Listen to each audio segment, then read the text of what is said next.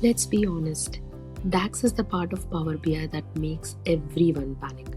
Sum is easy, charts are easy, but the moment you see calculate sum x and var, your brain just says nope. I've seen so many people struggle with DAX because it's never explained properly. So, in this video, I'm going to break down how DAX actually works, step by step, in a simple conversational way. Imagine a student asking all the questions you're too afraid to ask, and then a teacher explaining everything clearly. Let's go. So, what exactly is DAX? Is it another programming language? No, it's not. DAX stands for Data Analysis Expression. Think of it like Excel formulas, but they are built specifically for Power BI. So maybe a dumb question again, but is it not like coding in Python? So obviously, it's not like coding in Python. It's just formulas, but they are more simpler and more powerful. Now DAX works on something called as context, which is the row context and the filter context. So then what am I actually creating while I'm writing DAX?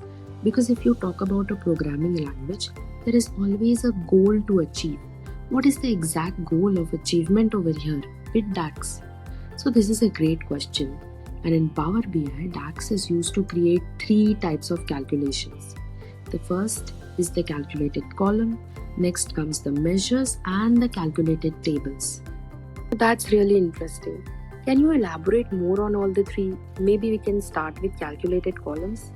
Absolutely. That is what I'm going to do. Now imagine a table with certain columns similar to an Excel sheet, and we can apply a formula to calculate another column.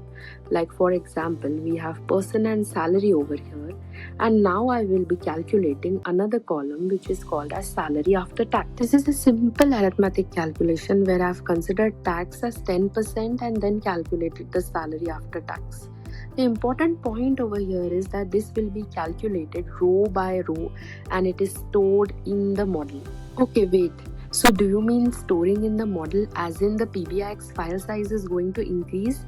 Is it actually storing inside the model?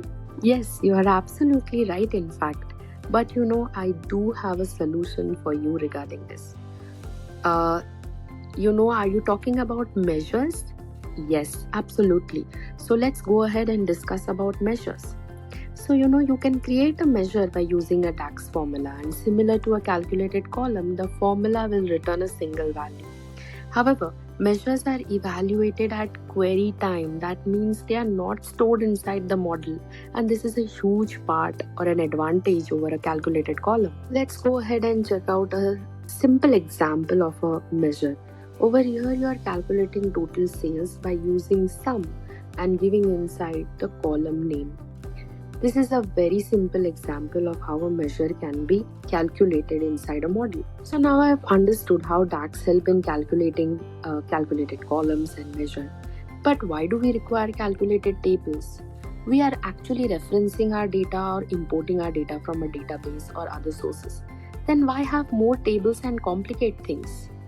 That's a really great question again. But sometimes you may need to have a date table or other similar tables created inside the model, and it's always better to have an option. So that's why we use calculated tables. That's great, I understand that now. But Swapna, how do we actually write a DAX formula? Because when I open Power BI, I just see a blank formula bar. That's pretty simple. The first thing that you have to do in the blank formula bar is write the name of the calculation that you want to give. It can be any name, followed by an equal to sign, and then after the equal to sign, the DAX formula that you want to use. Now the main important question over here is, what exactly does this DAX formula consists of? Formula basically consists of all these 6 things. First is the DAX functions, the DAX operators, then model object, references, constant values, DAX variables, and white spaces. We will go through them one by one and explain everything very clearly. Now, functions form the core of most DAX formulas because they tell Power BI what calculation to perform. A DAX formula usually starts with a function. Functions define the intent of calculation, for example, sum, calculate, average, rank x, etc. Next comes the DAX operators. When functions decide what calculation to do, operators decide how values are combined or compared. So if you see the example of net salary which is given over here, you will find the multiplication operator and the subtraction operator. These operators control how numbers interact with each other. That's how simple DAX operators are. And now we come to model object references and constant values. Model object references actually connect a DAX formula to the data model. Now, if you see the example that I have given over here of the total sales, over here the sales is the table, sales amount is the column reference. This is where DAX exactly tells which data to use. And constant values are nothing but fixed inputs which are used in the DAX formula. For example, numbers like 0.1, 100, or text like India, or Boolean values like true and false. Now let's move on to something more important, which are the DAX variables. Now variables store intermediate results inside a DAX formula so that the logic becomes clearer and it is more efficient. Now let's check this out with an example. Now if you see in the example, total sales and total cost are prefixed by where. Now this is how you define a variable, and the final output is returned using return, and this is how actual professional DAX is written. Wow, this is actually awesome, and I think finally I'm getting the hang of it. But what about the data types? Does data type also depend on the formula that we write? That's a yes and a no. Power BI does detect column data types when it loads the data, but when you calculate a column using DAX, the formula you write decides the result and the data type. So it's a very important distinction. To make this clearer, let me quickly walk you through the main data types in Power BI. So we have whole number for integers, decimal, Boolean, texts, date, currency, and blank.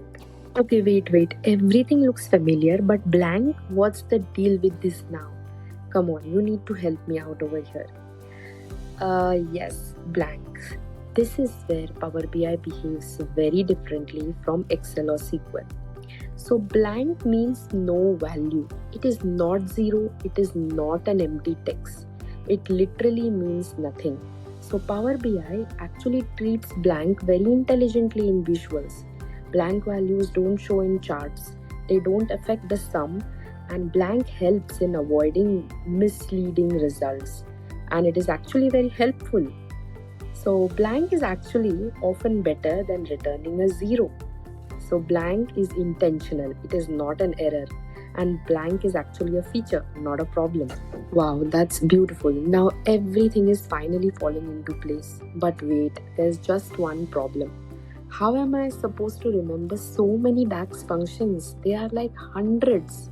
Do I actually need to memorize all of these to be good at Power BI? Oh no, you definitely don't need to remember everything.